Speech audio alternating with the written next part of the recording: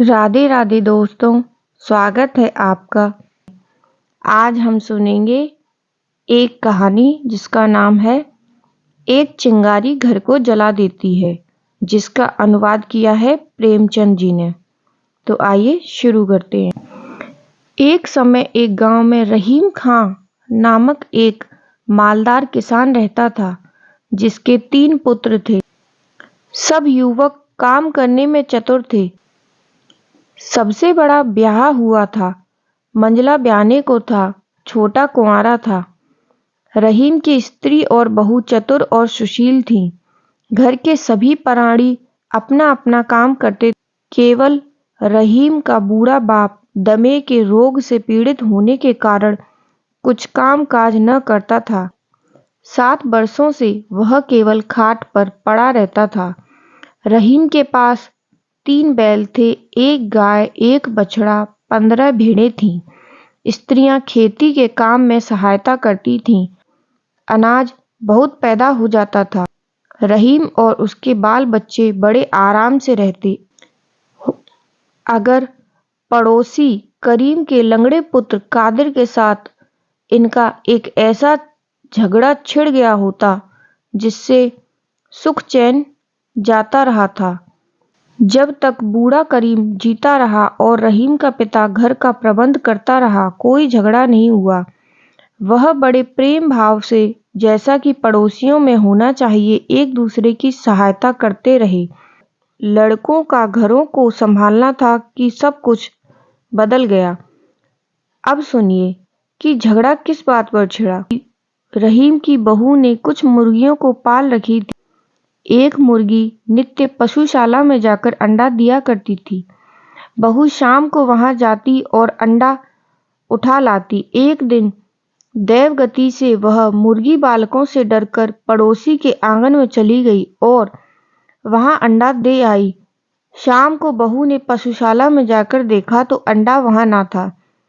सास से पूछा तो उसे क्या मालूम था। देवर बोला कि मुर्गी पड़ोसन के आंगन में कुड़कुड़ा रही थी, शायद वहां अंडा दे आई हो।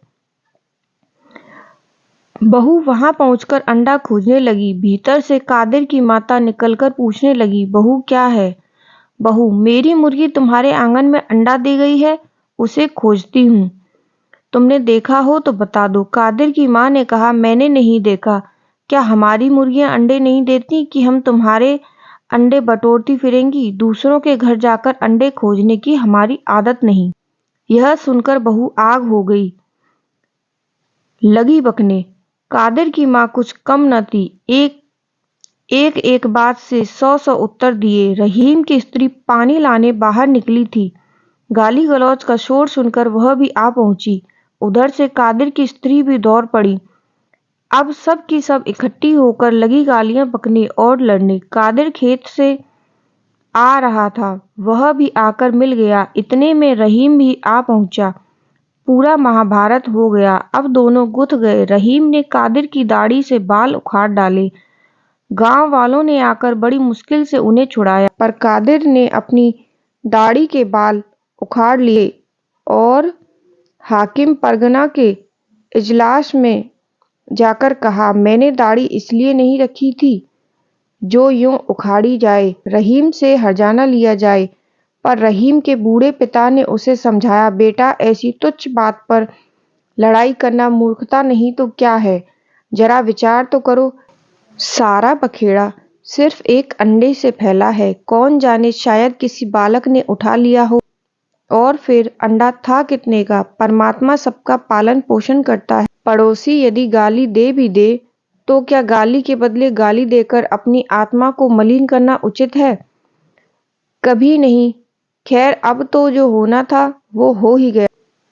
उसे मिटाना उचित है, बढ़ाना ठीक नहीं। क्रोध पाप का मूल है, याद रखो। लड़ाई बढ़ाने से तुम्हारी ही हानि होगी। परंतु बूढ़े की बात पर किसी ने कान न धरा। रहीम कहने लगा कि कादिर को धन का घमंड है। मैं क्या किसी का दिया खाता हूँ? बड़े घर न भेज दिया तो कहना। उसने भी नालिश ठोक दी। यह मुकदमा चल ही रहा था कि कादिर की गाड़ी की एक कील खो गई। उसके परिवार वालों ने रहीम के बड़े लड़के पर चोरी की नालिश कर दी। अब कोई दिन ऐसा न जाता कि लड़ाई ना हो। बड़ों को देखकर बालक भी आपस में लड़ने लगे। जब कभी वस्त्र धोने के लिए स्त्रियां नदी पर इकट्ठी होती तो सिवाय लड़ाई के कुछ काम न करती। पहले पहल तो गाली गलौज पर ही बस हो जाती थी, पर अब वे एक दूसरे का माल चुराने लगी। जीना दुर्लभ हो गया। न्याय चुकाते चुकाते वहां के कर्मचारी थक गए। कभी कादिर रहीम को कैद करा देता, कभी वह उसे बंदी खाने भिजवा देता। कुत्तों की भांति जितना ही लड़ते थे उतना ही क्रोध बढ़ता था। 6 वर्ष तक यही हाल रहा। बूढ़े ने बहुतेरा सिर पटका। लड़कों, क्या करते हो? बदला लेना छोड़ दो। बैर भाव त्याग कर अपना काम करो। दूसरों को कष्ट देने से तुम्हारी ही हानि होगी। परंतु किसी के कान पर जूं तक न रेंगती थी। 7वें वर्ष गांव के किसी के घर विवाह था। स्त्री पुरुष जमा थे। बातें करते करते रहीम की बहू ने कादिर पर घोड़ा चुराने का दोष लगाया। वह आग हो गया। उठकर बहू को ऐसा मुक्का मारा कि वह 7 दिन चारपाई पर पड़ी रही। वह उस समय गर्भवती थी। रहीम बड़ा प्रसन्न हुआ कि अब काम बन गया। गर्भवती स्त्री को मारने के अपराध में इसे बंदीखाने न भिजवाया तो मेरा नाम रहीम नहीं। झट जाकर नालिश कर दी। तहकीकात होने पर मालूम हुआ कि बहू को कोई बड़ी चोट नहीं आई। मुकदमा खारिज हो गया। रहीम कब चुप रहने वाला था। ऊपर की कचहरी गया और मुंशी को घूस देकर कादिर को 20 कोड़े मारने का हुक्म लिखवा दिया। उस समय कादिर कचहरी से बाहर खड़ा हुआ था। हुक्म सुनते ही बोला, कोड़ों से मेरी पीठ तो जलती ही, परंतु रहीम को भी भस्म किए बिना न छोड़ूंगा।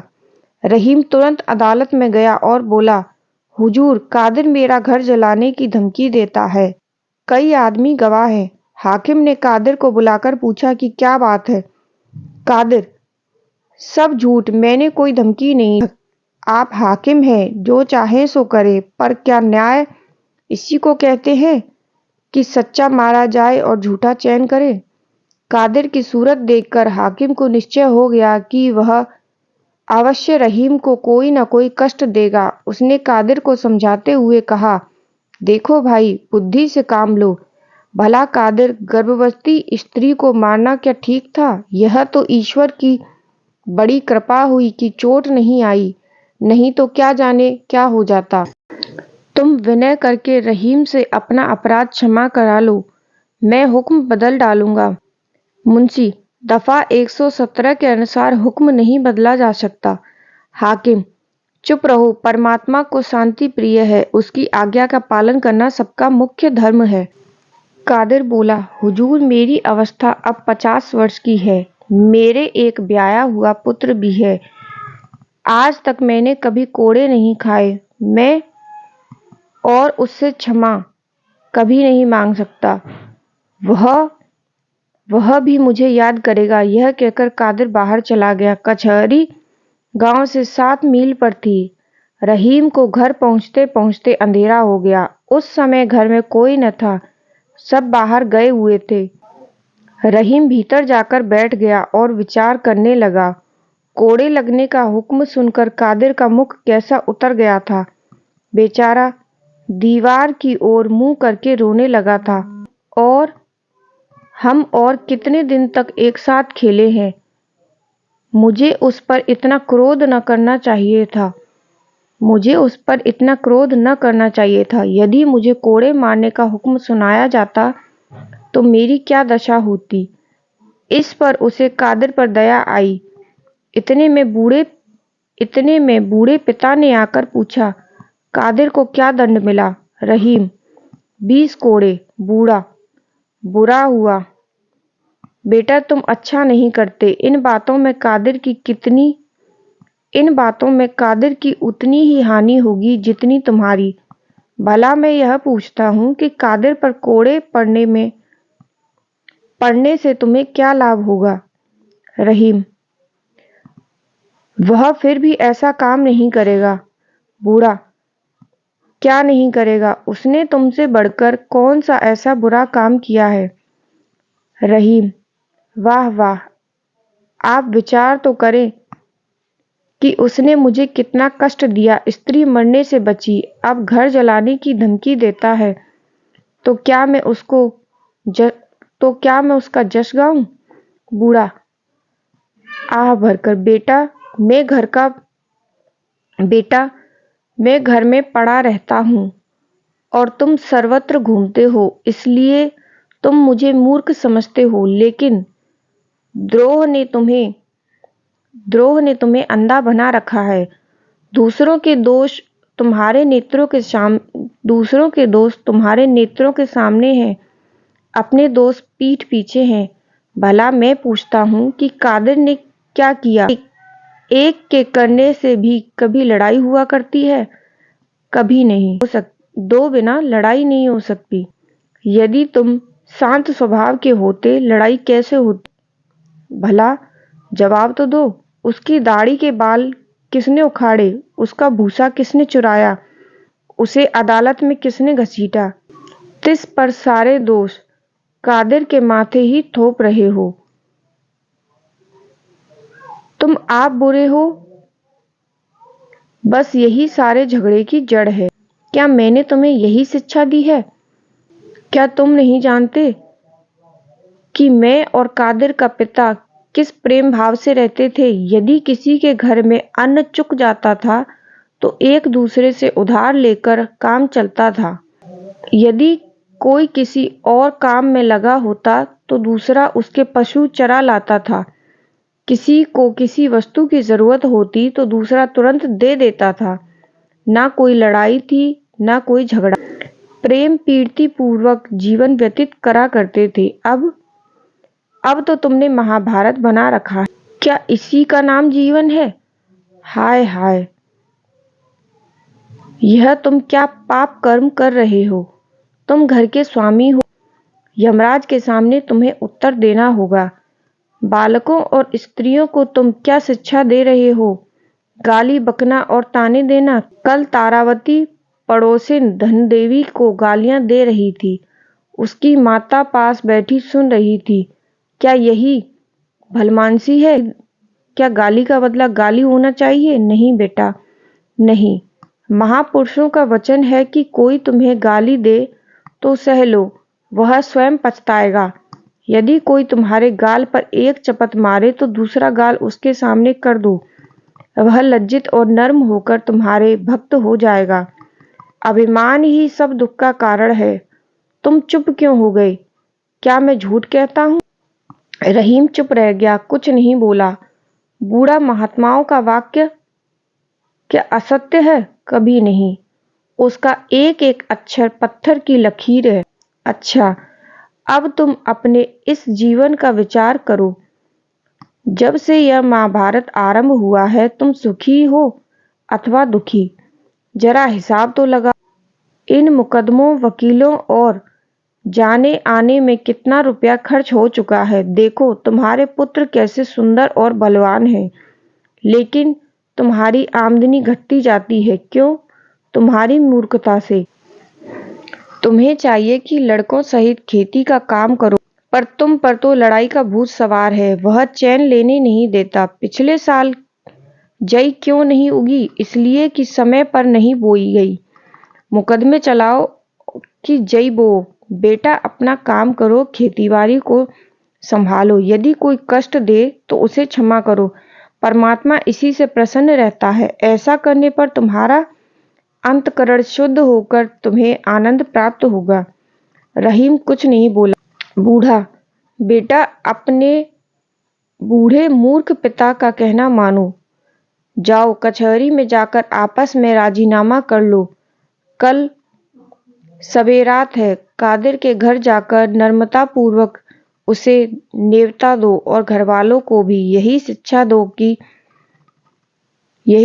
दो कि बैर छोड़कर आपस में प्रेम बढ़ाएं। पिता की बातें सुनकर रहीम के मन में विचार हुआ कि पिताजी सच कहते हैं। इस लड़ाई झगड़े से हम मिट्टी में मिलते जाते हैं, लेकिन इस महाभारत को किस प्रकार शांत करूं, किस प्रकार समाप्त करूं? बूढ़ा उसके मन की बात जानकर बोला, बेटा मैं तुम्हारे मन की बात जान गया। लज्जा त्याग, जाकर कादिर से मित्रता कर लो। फैलने से पहले की चिंगारी को बुझा देना उचित है। फैले जाने पर फिर कुछ नहीं बचता। बूढ़ा कुछ और कहना चाहता था कि स्त्रियां कोलाहल करती हुई भीतर आ गईं। उन्होंने कादिर के दंड का हाल सुन लिया था। हाल में पड़ोसिन से लड़ाई करके आईं, आकर कहने लगी कि कादिर यह भय दिखाता है कि मैंने घूस देकर हाकिम को अपनी ओर फेर लिया है। रहीम का सारा हाल लिखकर महाराज की सेवा में भेजने के लिए विनय पत्र तैयार किया है। देखो क्या मजा चखाता हूँ। आधी जायदाद ना छीन ली तो बात ही क्या। यह सुनना था कि रहीम के चित्त में फिर आग दहक उठी। आषाढ़ी बोने की ऋतु थी। करने को काम बहुत था। रहीम भूसौल में गया और पशुओं को भूसा डालकर कुछ काम करने लगा। इस समय वह पिता की बातें और कादिर के साथ लड़ाई सब कुछ भूल गया। रात को घर में आकर आराम करना ही चाहता था कि पास कादिर को गालियां सुनाता रहा कि पास से शब्द सुनाई दिया, वह दुष्ट वध करने ही योग्य है, जीकर क्या बनाएगा। इन शब्दों ने रहीम को पागल बना दिया। वह चुपचाप खड़ा कादिर को गालियां सुनाता रहा। जब वह चुप हो गया तो वह घर में चला गया। भीतर आकर देखा कि बहू बैठी ताक रही थी। स्त्री भोजन बना रही है। बड़ा बालक दूध गर्म कर रहा है। मंझला झाड़ू लगा रहा है। छोटा भैंस चराने बाहर जाने को तैयार है। सुख की यह सब सामग्री थी, परंतु पड़ोसी के साथ लड़ाई का दुख सहा न जाता था। वह जला भुना भीतर गया। उसके कान में पड़ोसी के शब्द गूंज रहे थे। उसने सबसे लड़ना आरंभ किया। इतने में छोटा लड़का भैंस चराने बाहर जाने लगा। रहीम भी उसके साथ बाहर चला गया। लड़का तो चल दिया, वह अकेला रह गया। रहीम मन में सोचने लगा, कादिर बड़ा दुष्ट है। हवा चल रही है, ऐसा ना हो पीछे से आकर मकान में आग लगाकर भाग जाए। क्या अच्छा हो कि जब वह आग लगाने जाए तब उसे मैं पकड़ लूं। बस फिर कभी वह बच न सकता। अवश्य उसे बंदीखाने जाना पड़ेगा। यह विचार करके वह गली में पहुंच गया। सामने उसे कोई चीज हिलती दिखाई दी। पहले तो वह समझा कि कादिर है, पर वहां कुछ न था। चारों ओर सन्नाटा था। थोड़ी दूर जाकर देखता क्या है कि पशुशाला के पास एक मनुष्य जलता हुआ फूस का पूला हाथ में लिए खड़ा। ध्यान से देखने पर मालूम हुआ कि कादिर है। फिर क्या था, जोर से दौड़ा कि उसे जाकर पकड़ ले। रहीम अभी वहां पहुंचने न पाया था कि छप्पर में आग लगी। उजाला होने पर कादिर प्रत्यक्ष दिखाई देने लगा। रहीम बाज की तरह झपटा, लेकिन कादिर उसकी आहट पाकर चंपत हो गया। रहीम उसके पीछे दौड़ा। उसके कुर्ते का पल्ला हाथ में आया ही था कि वह हाथ छुड़ाकर फिर भागा। रहीम धड़ाम से पृथ्वी पर गिर पड़ा। उठकर फिर दौड़ा। इतने में कादिर अपने घर पहुंच गया। रहीम वहां जाकर उसे पकड़ना चाहता था कि ऐसा लठ मारा कि रहीम चक्कर खाकर बेसुध हो धरती पर गिर पड़ा। सुध आने पर उसने देखा कि कादिर वहां नहीं है। फिरकर देखता है तो पशुशाला का छप्पर जल रहा है। ज्वाला प्रचंड हो रही है और लपटें निकल रही हैं। रहीम सिर पीटकर पुकारने लगा, भाइयों, यह क्या हुआ। हाय मेरा सत्यानाश हो गया। चिल्लाते चिल्लाते उसका कंठ बैठ गया। वह दौड़ना चाहता था, परंतु उसकी टांगें लड़खड़ा गईं। वह धम से धरती पर गिर पड़ा। फिर उठा। घर के आंगन पहुंचते पहुंचते आग चारों तरफ फैल गई। अब क्या बन सकता है। भय से पड़ोसी भी अपना असबाब बाहर फेंकने लगे। वायु के वेग से कादिर के घर में भी आग जा लगी। यहाँ तक कि आधा गांव जलकर राख के ढेर हो गया। रहीम और कादिर दोनों का कुछ न बचा। मुर्गियां, हल, गाड़ी, पशु, वस्त्र, अन्न, भूसा आदि सब कुछ स्वाहा हो गया। इतना अच्छा हुआ कि किसी की जान नहीं गई। आग रात भर जलती रही। वह कुछ असबाब उठाने भीतर गया, परंतु ज्वाला ऐसी प्रचंड थी कि जा न सका। उसके कपड़े और दाढ़ी के बाल झुलस गए। प्रातःकाल गांव के चौधरी का बेटा उसके पास आया और बोला, रहीम, तुम्हारे पिता की दशा अच्छी नहीं है, वह तुम्हें बुला रहे हैं। रहीम तो पागल हो रहा था, बोला, कौन पिताजी? चौधरी का बेटा, तुम्हारे पिता। इसी आग ने उनका काम तमाम कर दिया है। हम उन्हें यहाँ से उठाकर अपने घर ले गए थे। अब वह बच नहीं सकते। चलो अंतिम भेंट कर लो। रहीम उसके साथ हो लिया। वहां पहुंचने पर चौधरी ने बूढ़े को खबर दी कि रहीम आ गया है। बूढ़े ने रहीम को अपने निकट बुलाकर कहा, बेटा, मैंने तुमसे क्या कहा था? गांव किसने जलाया? रहीम। कादिर ने। मैंने आप उसे छप्पर में आग लगाते देखा था। यदि मैं उसी समय उसे पकड़कर पूले को पैरों तले मल देता तो आग कभी न लगती। बूढ़ा। रहीम, मेरा अंत समय आ गया है। तुमको भी एक दिन अवश्य मरना है, पर सच बतलाओ कि दोष किसका है? रहीम चुप हो गया। बूढ़ा, बताओ, कुछ बोलो तो। फिर यह सब किसकी करतूत है, किसका दोष है? रहीम आंखों में आंसू भरकर, मेरा। पिताजी क्षमा कीजिए, मैं खुदा और आप दोनों का अपराधी हूँ। बूढ़ा। रहीम, हाँ पिताजी। बूढ़ा, जानते हो अब क्या करना उचित है? रहीम, मैं क्या जानूं, मेरा तो अब गांव में रहना कठिन है। बूढ़ा, यदि तू परमेश्वर की आज्ञा मानेगा तो तुझे कोई कष्ट न होगा। देख, याद रख, अब किसी से न कहना कि आग किसने लगाई थी। जो पुरुष किसी का दोष क्षमा करता है, परमात्मा उसके दोष क्षमा करता है। यह कहकर खुदा को याद करते हुए बूढ़े ने प्राण त्याग दिए। रहीम का क्रोध शांत हो गया। उसने किसी को न बताया कि आग किसने लगाई। पहल तो कादिर डरता रहा कि रहीम के चुप रह जाने में भी कोई भेद है। फिर भी कुछ दिनों पीछे उसे विश्वास हो गया कि रहीम के चित्त में अब कोई बैर भाव नहीं रहा। बस फिर क्या, प्रेम में शत्रु भी मित्र हो जाते हैं। वे पास पास घर बनाकर पड़ोसियों की भांति रहने लगे। रहीम अपने पिता का उपदेश कभी न भूलता था कि फैलने से पहले ही चिंगारी को बुझा देना उचित है। अब यदि कोई कष्ट देता तो बदला लेने की इच्छा न करता। यदि कोई उसे गाली देता तो सहन करके वह उपदेश करता कि कुवचन बोलना अच्छा नहीं। अपने घर के प्राणियों को भी वह यही उपदेश दिया करता था। पहले की अपेक्षा अब उसका जीवन बड़े आनंद पूर्वक कटता है। धन्यवाद। दोस्तों, यदि आपको मेरी यह कहानी अच्छी लगे तो मेरे चैनल को लाइक करें, शेयर करें और सब्सक्राइब करना ना भूलें।